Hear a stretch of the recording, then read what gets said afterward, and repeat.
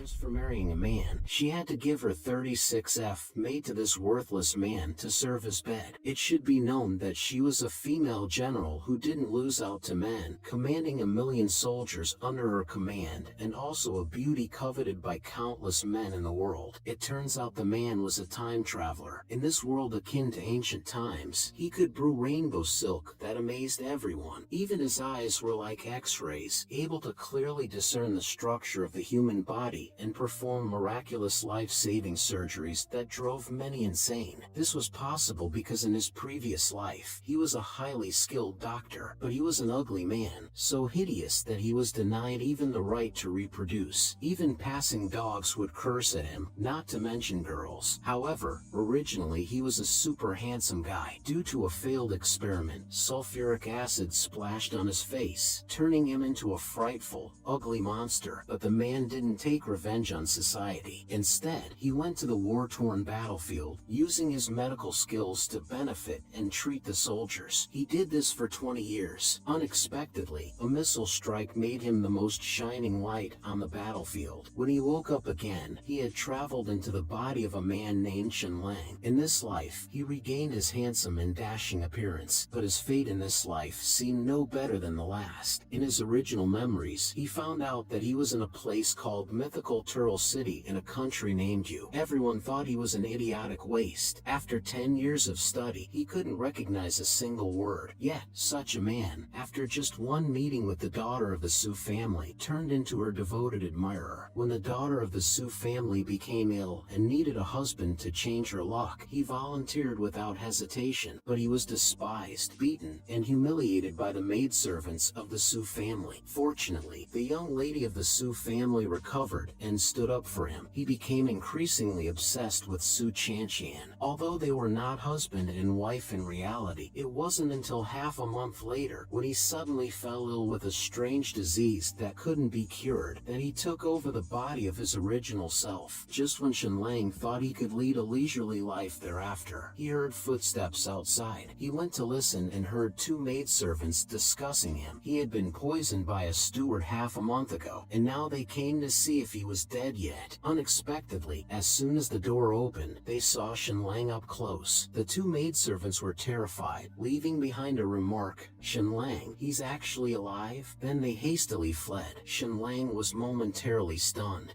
Poison, this is different from my memory. Before he could ponder further, Shenlang realized something in his mind. The next moment, his consciousness arrived in the depths of his mind, where he saw a laptop containing several terabytes of data from his previous life. Not only that, Shenlang also discovered that his eyes had changed. When looking at objects, he could see through them. Shenlang understood this was an X-ray machine, which had fused with him during the time travel along with that missile. Moreover, Shenlang found out that he could integrate the computer and X-ray vision. When looking at objects, he could accurately identify what they were. At that moment, someone came. What caught Shenlang's eye was the phrase 36D. The person was Shenlang's wife, Su Chanqian. She was extremely concerned about Shenlang. Hearing from the maid that Shenlang had awakened, she immediately called for a doctor. After the doctor examined Shenlang, he looked shocked and said, "Shenlang is perfectly fine." This suddenly made Su Chanqian's face twist in fury, and she blurted out, "How is that possible?" Then she quickly calmed down, trying to shed tears and expressing her deep concern for Shenlang. Little did she know, Shenlang was no longer the fool he used to be. He could see through Su Chanqian's facade, realizing that there must be something wrong with her. As for the memories of his original self, they were probably beautified by him. In the following conversation, Shenlang sensed Su Chanqian's intention to get rid of him. Su Chanqian suddenly realized, how can an idiot understand these hints? Just at that moment, the door was kicked open and a man walked in. Without any courtesy, he said, "Stop going around in circles with an idiot." Saying so, the man approached Su Chanqian and kissed her, then pointed at Shenlang, indicating, "Su Chanqian is now my fiancée. You better leave." Shenlang felt numb in his heart. Was he being cuckolded? Initially, it was just because because Su Chanshan was seriously ill, and they needed an idiot to bring good luck. Now, it seemed like she was used and then discarded. It must be said, Su Chanshan's act of a gentle and graceful lady was spot on. Just like now, she actually wanted to kill him, found she couldn't, and then wanted to drive him away. Yet on the surface, she pretended to be all innocent and caring. The death of his original self made Shenlang realize he couldn't stay in the Su family any longer. Who knows if these two would plot against him again? So, Shenlang readily agreed to leave. The man, Zhang Ji, hearing this, pulled Su Chanshan away, leaving Shenlang just 1 hour to leave. Watching them go, Shenlang didn't feel the slightest bit of loss. Instead, he was quite happy. With this handsome face, finding another wealthy woman should be easy, he thought. However, at that moment, Shenlang suddenly overheard Zhang Ji and Su Chanshan's conversation. They were discussing the Zhou family proposing marriage to Jean Mulan of the mythical Turtle Earl's mansion, a move that could overshadow their own wedding's height. Hearing this, Shenlang immediately had a new target for his gold digging, Jean Mulan. As for the Su family, let them wait for his triumphant return. But the reality was that he was driven out and his marriage with Su Chanshan was annulled. They even slandered him for stealing from the mansion and being indecent with the maidservants, cleanly removing any scandal of Su Chanshan breaking off their marriage. Shenlang didn't care. He decided to first go back home. Meanwhile, in the Su family, Su Chanshan was still worried about her reputation, but the family head had no choice but to do this to keep Zhang Ji happy. Su Chanshan understood the gravity of the situation and didn't say much. On his way home at night, Shenlang was suddenly stopped by some strong men. Knowing he couldn't resist, Shenlang let them take him away. What he didn't expect was the Su family's ruthlessness. They actually wanted to bury him alive. The leader, known as a notorious underworld boss within 100 miles with hundreds of blood cases on his hands, instructed someone to light incense for Shenlang. Shenlang, using his X-ray vision, discovered a silver needle inserted in the boss's body. The boss, Tianheng, noticed Shenlang's odd gaze, removed the cloth from his mouth, and asked what he was looking at. Shenlang straightforwardly revealed the presence of the needle in Tianheng's body, warning that it posed a life-threatening risk. The crowd exchanged glances, and Tianheng himself was stunned. Even his wife was unaware of this. Shenlang also expressed his ability to remove the needle. Tianheng, in turn, guessed Shenlang's conditions, his life spared, and the revelation of who wanted him killed. Surprisingly, Tianheng scoffed and outright refused. This left Shenlang bewildered. Did Tianheng not wish to live, or had he willingly been implanted with the needle? Tianheng then revealed that it wasn't about others using him to kill, but about Shenlang's brother borrowing money from him. What started as a loan of 5 gold coins had ballooned to 100 due to compounded interest. Unable to repay, this was why Shenlang was to be buried alive. This revelation reminded Shenlang of an incident 2 months ago when he had just married into the Su family. His father had come to take him back, disagreeing with the marriage, but was violently driven away by the Su family's guards. Shenlang cursed internally. The original Shenlang had abandoned even his parents for Su Chanshan. He then overheard Tianheng ordering not only his burial, but also that of his parents. As for Tianheng, he decided to make it quick for Shenlang. Just as he was about to end Shenlang's life with a swift stroke, Shenlang shouted out, promising to repay 1,000 gold coins, 10 times the debt. The blade paused at his neck. Shenlang asked for 10 days to repay the 1,000 gold coins. The bandits looked at each other and then at their boss, Tianheng, who only gave Shenlang 3 days. This made Shenlang realize that the Su family had given Tianheng a 3-day deadline to kill him. He didn't believe a word of Tianheng's previous story. Nevertheless, Shenlang agreed, and Tianheng had someone draft a written agreement for Shenlang. Shenlang gestured that it wasn't necessary and tore off a piece of his clothing. He pricked his finger and wrote the agreement directly with his blood. Tianheng, watching this, felt it was a bit absurd. Was this decisive and efficient Shenlang really the same person known for being an intellectual waste? After issuing a warning, Tianheng sent 2 men to accompany Shenlang home. On the way back, Shenlang quickly thought of a way to earn the 1,000 gold coins. Soon after arriving home, Shenlang's father, gravely ill, still thought of going to the Su family to bring Shenlang back, fearing Shenlang might be mistreated there. Shenlang's mother felt the same, and his brother, despite having his legs broken, was determined to bring Shenlang back home. Shenlang heard all this and immediately opened the door, kneeling down and giving a deep bow to his family. Upon seeing Shenlang, his family was overjoyed. Shenlang softly said he was back and then apologized to his mother and father one by one. His mother, happy, embraced Shenlang, indicating that everything was fine. They noticed something different about Shenlang. His eyes seemed clearer and more spirited. His brother guessed that Shenlang had been driven out by the Su family, which his mother actually considered a good thing, as she could now arrange another marriage for him, like with the widow Lu from the village. Shenlang, speechless, chuckled and began to treat his father's illness. He used his X-ray vision to assess the condition, finding his father's ribs broken in several places and severe hemorrhaging in the lungs. With his decades of medical experience from his past life, Shenlang immediately had a solution, like draining the blood from the lungs first. After implementing a series of treatments, his father would soon recover. Then Shenlang turned his attention to his brother's broken leg. Relieved to see the fracture was relatively clean, he heard his brother suggest pretending to be injured in accidents for compensation, making Shenlang facepalm in frustration. He flicked his brother's leg, admonishing him to avoid such crooked ideas, reassuring that he could treat the broken leg. The next day, Shenlang spent the entire day gathering enough medicinal herbs. Upon returning home, he set up a simple operating table and began treating his father, relying on his exquisite medical skills. Shenlang successfully operated on his father. This operation astonished Shenlang's mother, making them regard him as extraordinary. With such medical skills, it seemed likely he could even marry the village chief's daughter. Shenlang had seen the chief's daughter before and was frightened by the idea, hastily saying he needed some fresh air. Outside, Shenlang was reminded that he only had 2 days left and not to forget, otherwise his entire family would suffer. Distraught, Shenlang lost his desire to relax. Just as he entered the house, his mother brought him a basin of water to wash his feet. Shenlang wanted to refuse, but his mother looked like she would cry, so he reluctantly agreed, feeling the love of his family. The next day, Shenlang's door was knocked by 13 and 14, urging him to hurry and make money as time was running out. They pretended to be his friends so as not to worry Shenlang's mother. On their way to mythical Turtle City, they unexpectedly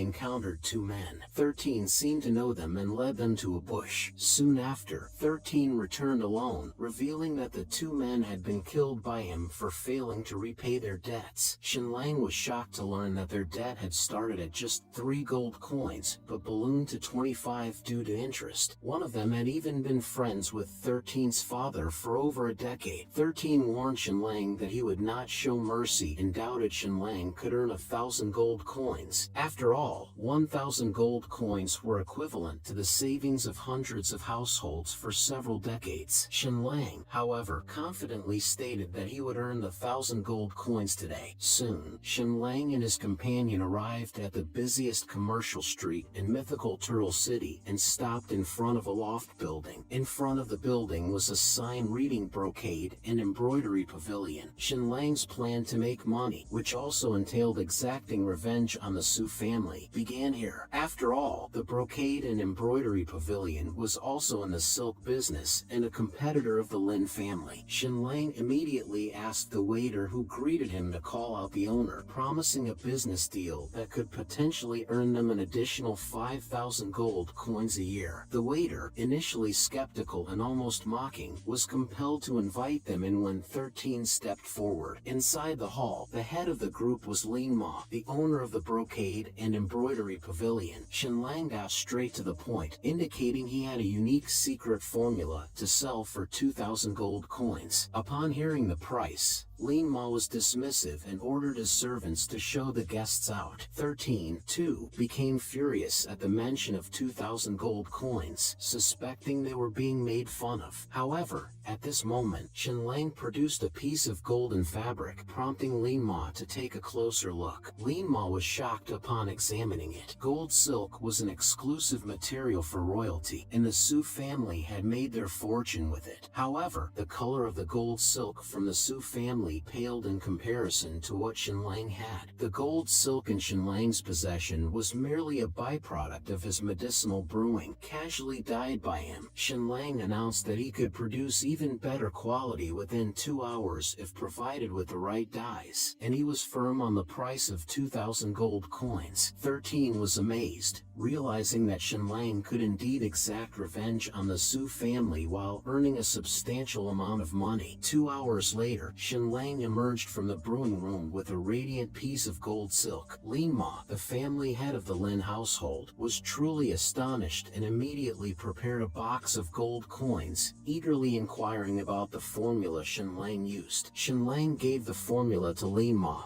the head of the Lin family. To verify its authenticity, Shenlang demonstrated the process, dyeing the fabric golden. As he was about to leave, a loud shout interrupted him. The head of the Su family stormed in, accusing Shenlang of stealing their secret formula. Shenlang was stunned and immediately looked at Lin Ma, who did not deny the accusation but simply mentioned that his son was studying at a military academy. Shenlang's expression darkened. He realized that this was a plot to betray him in exchange for getting Lin Ma's son a backdoor entry into the academy, especially since Su Qianqian's fiancé, Zhang Ji, was an officer in the Ministry of War. As the Su family head accused Shenlang with red eyes, Su Qianqian tearfully expressed her disappointment in him, questioning why he didn't just ask her for money if he needed it. They played the victims, and the Su family even reported the matter to the authorities. However, Shenlang was not the least bit perturbed. He laughed at the accusation, challenging the Su family head to provide evidence of his supposed theft. Since the Su family head had no proof and only resorted to insults, "You, Shenlang, are just a worthless person with no skills or knowledge. How could you possibly come up with a dye formula?" Shenlang proposed a challenge to see who could produce a more perfect golden silk. He also raised the stakes by including purple silk, which was extremely rare due to the difficulty of extracting the necessary dyes. In response to Shenlang's challenge, the Su family agreed. They decided that if Shenlang could produce a color better than theirs, they would have no further objections. The contest would be overseen by a government official as a witness.